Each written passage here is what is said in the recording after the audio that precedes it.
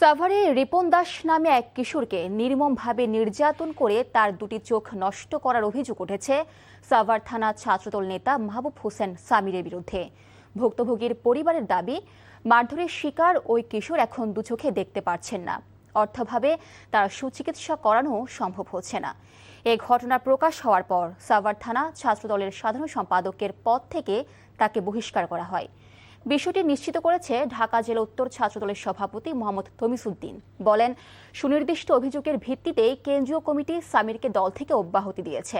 এ ঘটনায় ছাত্রদলের বহিষ্কৃত নেতা মাহবুব হোসেন সামিরকে প্রধান আসামি করে সাভার মডেল থানায় মামলা করা হয়েছে।